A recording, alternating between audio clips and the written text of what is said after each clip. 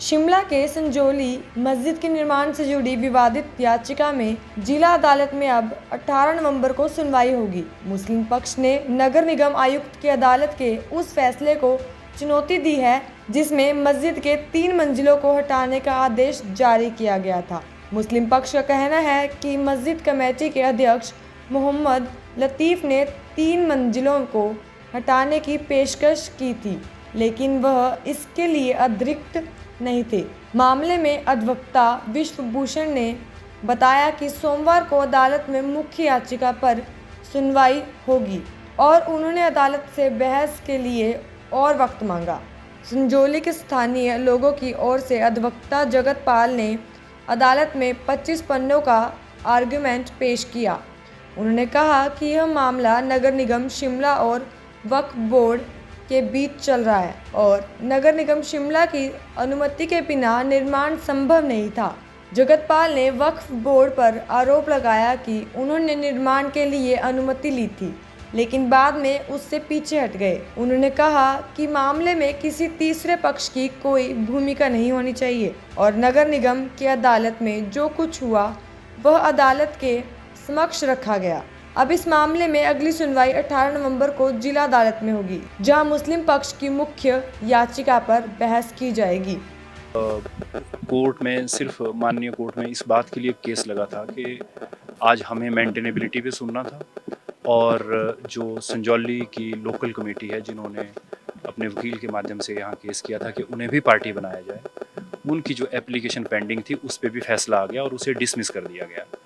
उनका कहा कि इनका कोई लोकस नहीं है यहाँ आने का, और उसको हमने भी चैलेंज किया था कि उनका कोई लोकस नहीं है, उसको डिसमिस कर दिया माननीय अदालत ने।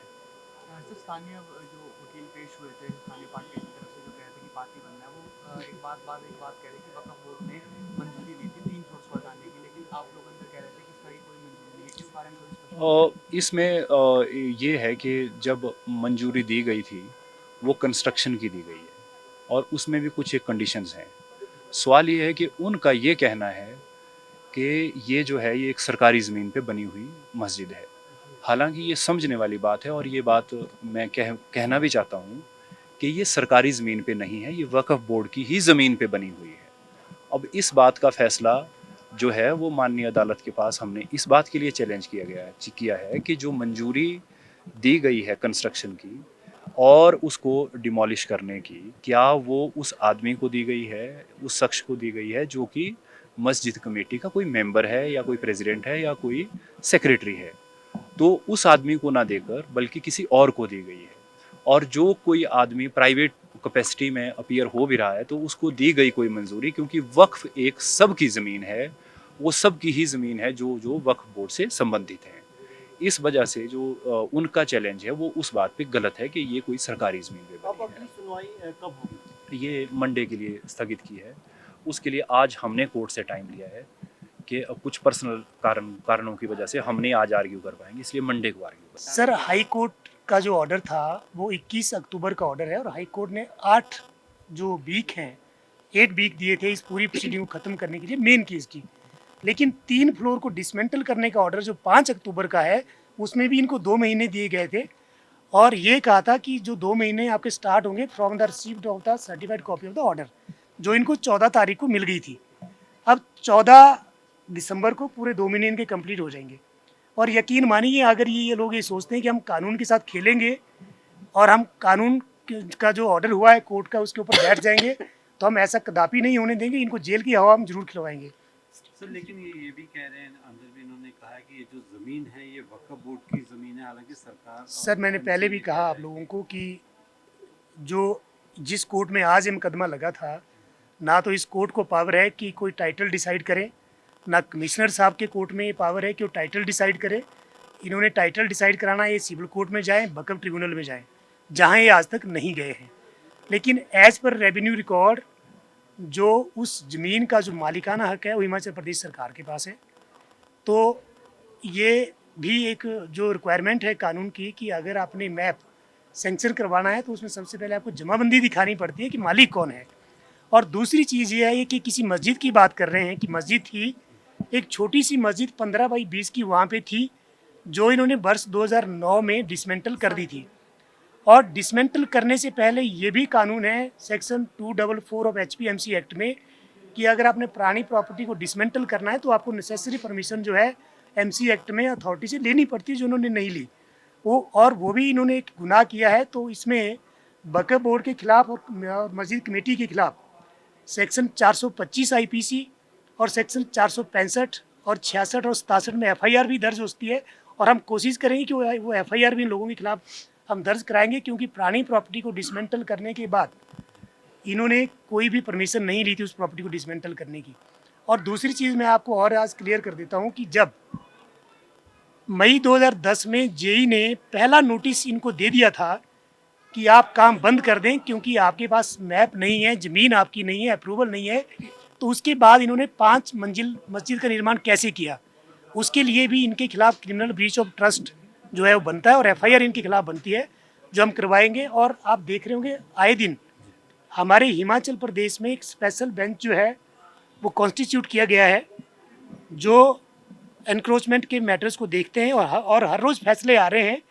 और केस मैक्सिमम केस जो डिविजनल कमिश्नर के कोर्ट में जो एनक्रोचमेंट के हैं, DC साहब के कोर्ट में और AC फर्स्ट ग्रेड के कोर्ट में है, ऑल ओवर हिमाचल प्रदेश में वो लाखों की संख्या में है। और केस सिर्फ इतना सा है कि आपने एक किचन जो है वो सरकारी ज़मीन में बना लिया, लेकिन उसका एक पिलर जो है सरकार के ज़मीन में है, तो उनके खिलाफ भी केस चलाएं और ये ऑर्डर आता है कि आप एक पिलर निकाल दीजिए वहाँ से। तो कभी कोई भी कमरा 3 पिलर पे नहीं टिक सकता है, लेकिन ये पूरी मस्जिद जो गैर मस्जिद बनी है, ये पूरी MC के नोटिस के बाद ये 5 मंजिला बन गई, जबकि नहीं बना सकते थे। और अभी रिसेंटली हमारे हाई कोर्ट का भी ये वर्डिक्ट आया था एक केस में, मैं नाम आपको उस केस का नहीं बताना चाहता हूँ मीडिया पे।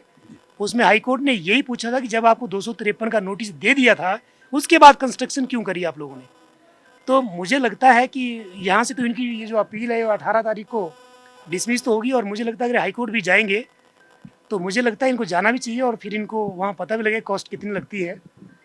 और दूसरी बात इसमें जो है, जो ये वक्फ बोर्ड है सर, एक बात और मैं आपको और बताना चाहता हूँ कि हिंदुस्तान में तो वक्फ बोर्ड तीसरे नंबर का प्रॉपर्टी होल्डर है और हिमाचल में भी तीसरे ही नंबर पे वक्फ बोर्ड के पास प्रॉपर्टी है। लेकिन बड़ी हैरानी की बात है, जो इनका अपना ऑफिस है ये किराए के मकान पे, तीसरे नंबर की प्रॉपर्टी होल्ड करने के बावजूद।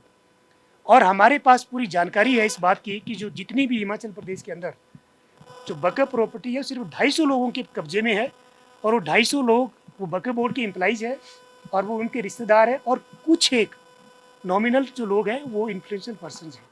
तो इनका भी सारा चिट्ठा हमारे पास आ चुका है। जैसे कमिश्नर साहब की कोर्ट से वाला फैसला होगा, उसके बाद हम वक्फ बोर्ड की अच्छी तरह से इनकी हम खातिरदारी करने जा रहे हैं। और जो वक्फ बोर्ड ने गरीब लोगों की प्रॉपर्टियों को अपने नाम कर रखा है, जो कब्जा कर रखा है, वो हम कोशिश करेंगे लीगल तरीके से वहाँ से निकले और गरीब मुसलमानों को मिले।